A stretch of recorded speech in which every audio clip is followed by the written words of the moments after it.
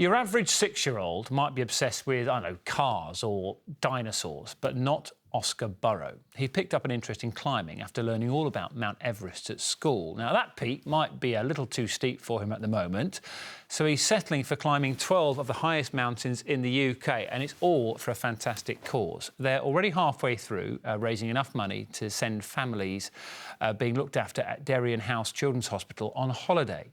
I spoke to him and his dad, Matt, earlier and asked him where the idea came from. I saw Edmund Hillary on the telly and that made me want to be the youngest person to climb Mount Everest. OK, so, Dad, that's pretty impressive, isn't it, Matt? For Oscar, I imagine, this is how it happened. He comes home from school and he says, Dad, I want to climb Mount Everest. How do you then react to that? I could see that he was really passionate about it. And as he told other people explained the reality of what that would mean and the challenges faced. And I felt that it was really important that he's got a dream and how do we support him in realising that dream? And that's where we came up with the sort of Everest challenge around picking a number of mountains that make up the equivalent height of Mount Everest. And the main bit there was then him picking those mountains with us, and he was keen to have the biggest, the most dangerous, the ones with snow on, all to replicate that experience. And Oscar, which mountains have you climbed so far, and what was it like going up them?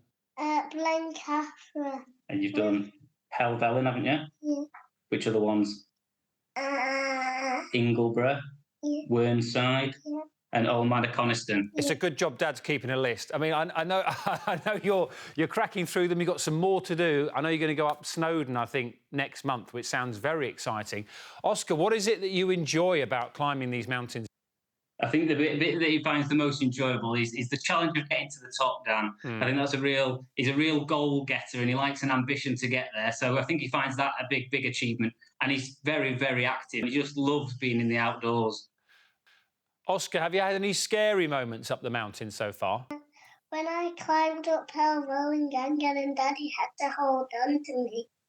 Yeah, that one, Dan, was a super windy day, Oh, about dear. 40, 45 mile an hour winds. And we got to the top and Oscar was like, whoa. So the wind was wafting away and he was holding on to our hands for dear life as we walked our way towards the summit, which was fantastic, but a real experience for all of us. Having climbed these mountains in the UK, you still thinking, I would love to climb Everest one day?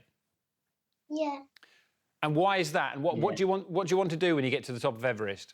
You want to be on top of the world, don't you, Oscar?